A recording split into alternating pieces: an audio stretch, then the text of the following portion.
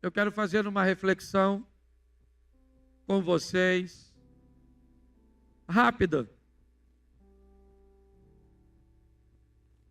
Antes de Deus criar o homem, Ele cria o ambiente que Ele idealizou para o homem viver. Esse ambiente ordeiro, organizado, pleno, foi chamado de paraíso. A Bíblia fala deste paraíso no Gênesis, o chamando de Jardim do Éden. No livro de Apocalipse, o último livro da Bíblia, também temos, na ótica de Deus, um lugar para vivermos eternamente. Ele também se chama paraíso.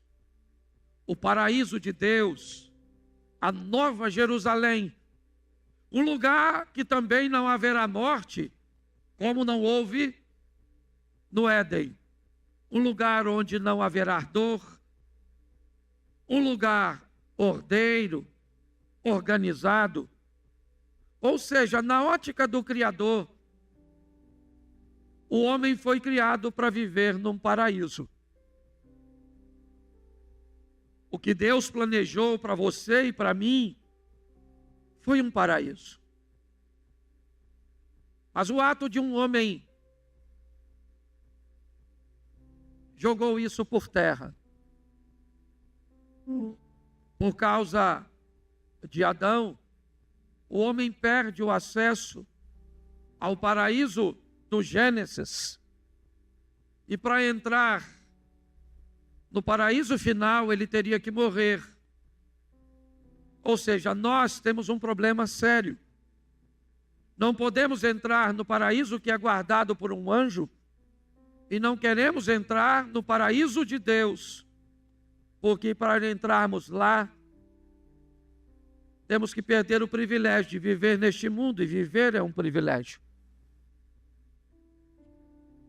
A única forma que temos então de criar uma linha de satisfação é usarmos a oração modelo ensinada por Jesus, o Pai Nosso, onde um dos versos diz que venha o teu reino e que seja feita a sua vontade, assim na terra como no céu.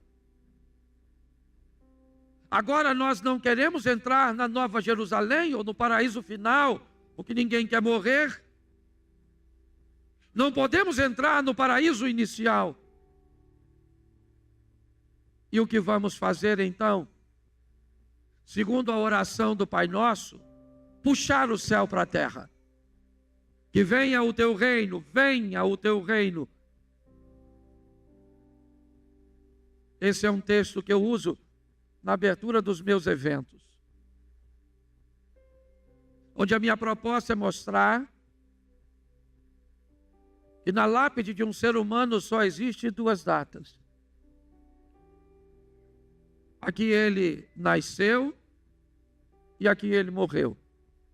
Entre elas, de uma forma muito tímida, um pequeno traço tentará explicar quem foi você, se teve filhos ou não, se foi bom ou não.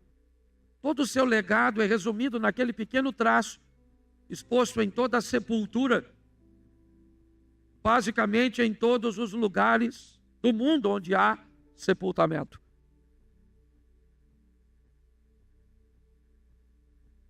Pois bem, se a proposta de Deus é um paraíso, nós não temos como entrar lá, porque um homem jogou tudo isso fora. Seu nome é Adão. E agora como vamos fazer?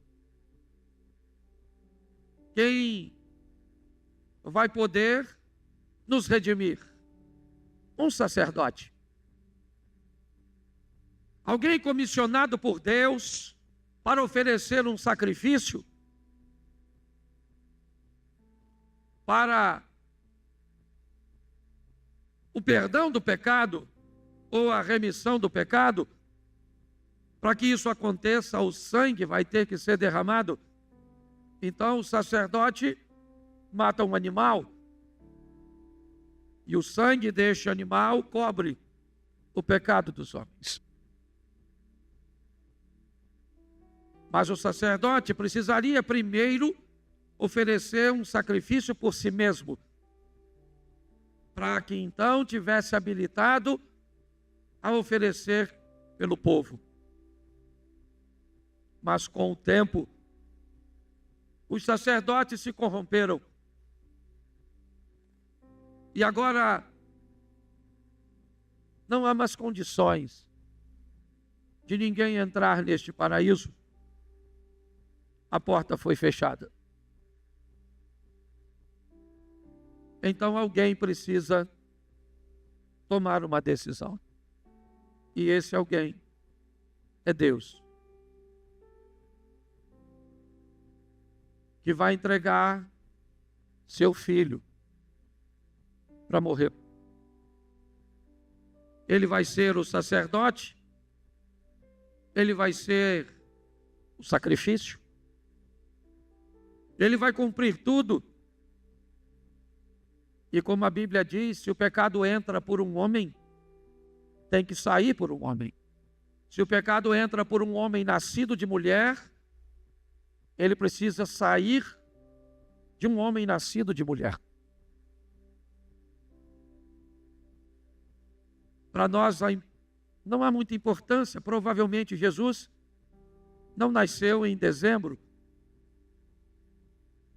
Essa é uma junção de um imperador que se converte.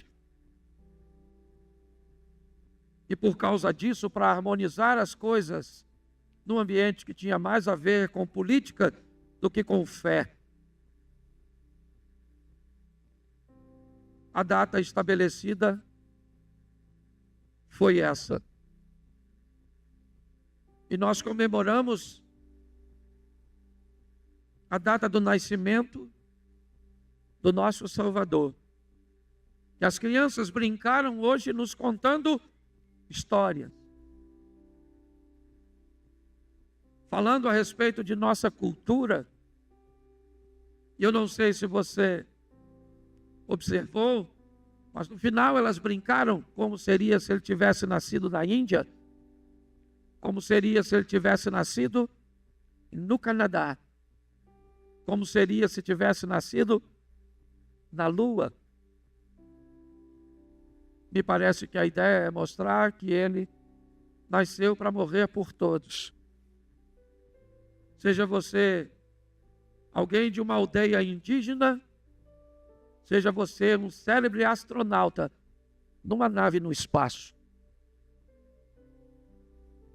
Que possamos, mais do que vivermos isso, deixarmos registrado no coração de nossas crianças.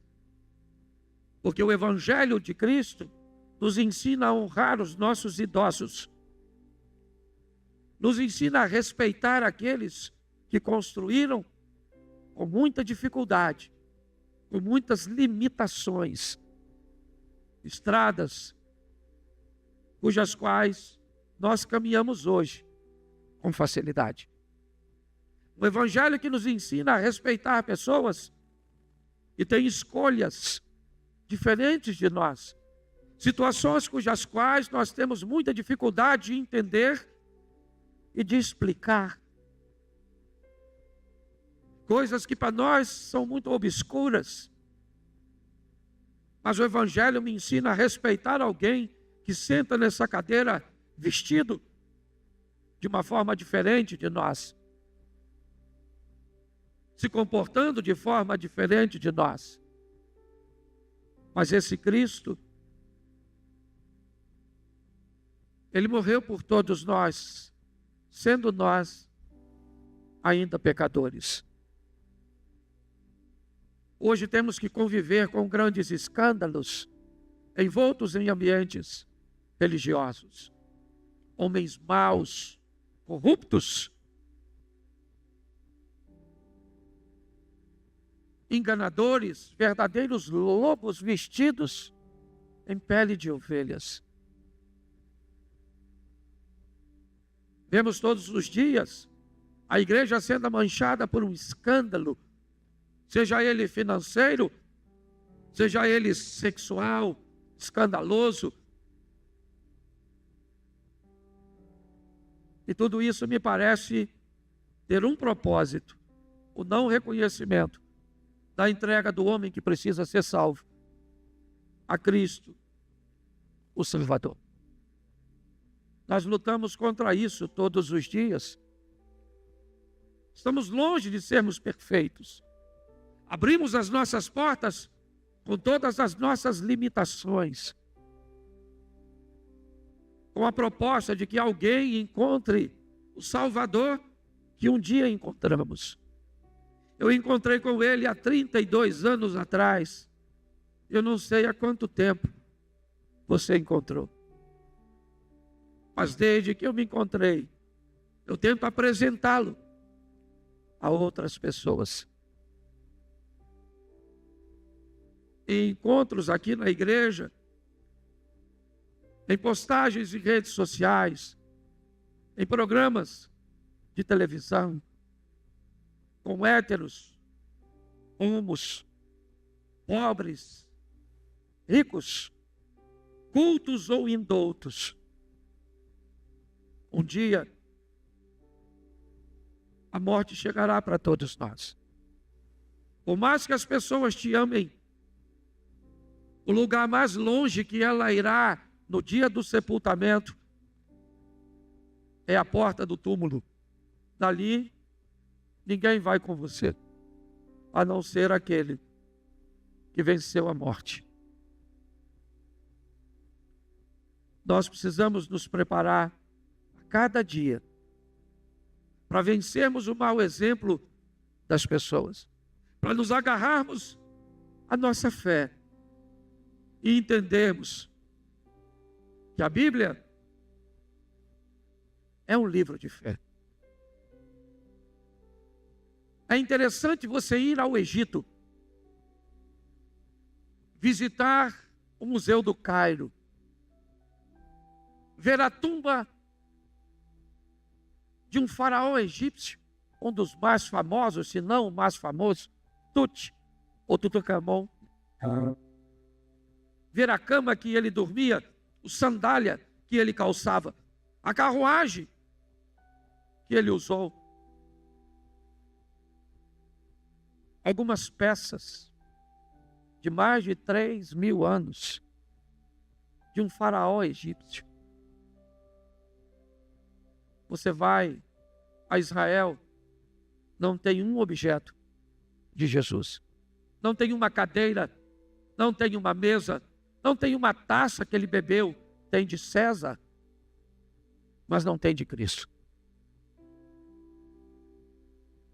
Ele poderia nascer rico, mas não queria deixar vestígios para que pessoas usassem como amuletos, como até hoje alguns veneram pedaços da suposta cruz espalhados pelo mundo. Mas ele não queria isso. Ele queria que nós, sem termos nada, para pegarmos na mão, para acreditarmos que ele existe, porque ele não quer estar na sua mão, ele quer estar no seu coração. Ele quer que você creia. Não há lugar nenhum em Israel, Jerusalém, Betânia, Nazaré, Cafarnaum, Naim, onde alguém te diga com precisão: ele esteve sentado aqui, dormiu aqui. Até o local de sepultamento tem dois, o dos católicos e o dos protestantes. Até o túmulo tem dois, o local da crucificação, né? E você pode perguntar por quê? Porque nós vamos precisar de fé para se relacionar com ele. Eu quero fechar o culto desta noite orando para que os maus exemplos, as coisas negativas que vimos, e que veremos não seja suficiente para diminuir a nossa fé. Que cada vez mais possamos, através do Evangelho, respeitarmos os idosos, investirmos nas nossas crianças, criarmos esperança no coração dos nossos adolescentes, pedimos conscientização para a mente de nossos jovens, para que ninguém abandone o caminho do Senhor. Eu quero que você fique de pé neste momento. Nós vamos orar. Já já vamos ter o nosso segundo culto. Ele começa daqui a 1h15. Está chovendo, eu vou dar espaço para você sair com facilidade. Pastor, o senhor não quer fazer um apelo? Eu gostaria de aceitar Jesus ou de recebê-lo, de me reconciliar. Atrás daquela câmera lá, ó, tem uma sala apta para receber você. Se você precisar de uma oração, tem gente para orar. Se você precisar de informação sobre horários de nossos cultos, sobre como funciona, lá tem gente para te informar. Se você desejar voltar para Jesus, lá eles vão te receber. Se você quiser receber Jesus pela primeira vez, eles vão. Se você precisar de uma oração apenas, vai ter alguém para te assistir e para orar por você. Mas feche seus olhos neste momento. Senhor nosso Deus e Pai soberano, te damos graças por teu Filho Jesus, pelo sacrifício na cruz do Calvário, que nos trouxe a possibilidade de nos reencontrarmos com o Senhor e termos a vida eterna. Abençoa a cada lar, a cada família, abençoa a cada casamento, abençoa os nossos filhos, os nossos pais. Abençoa o nosso Brasil, como disse as crianças. Abençoa o legislativo, o judiciário. Abençoa, ó Deus, o nosso presidente. Em nome de Jesus, ó Deus. O Brasil pertence ao Senhor. E nós te entregamos a cada bairro, município, cidade, capital, estado. Leva-nos aos nossos lares com a esperança de que o Senhor está no controle de todas as coisas. E que veremos, pela fé, um país melhor, melhor para todos. Leva o teu povo de volta aos seus lares. Abençoa a festividade do Natal, da terça para a quarta-feira. Que haja perdão, arrependimento, reconciliação. E que em nome de Jesus, filhos possam abraçar os pais, pais possam abraçar seus filhos, que os irmãos possam se reconciliar. Abençoa as famílias, ó Deus, que somos gratos por tudo, e que o grande amor de Deus, o nosso Pai, a graça de nosso Senhor e Salvador Jesus Cristo, e as doces consolações do Santo Espírito de Deus, seja para com todo o povo do Senhor, e todos digam: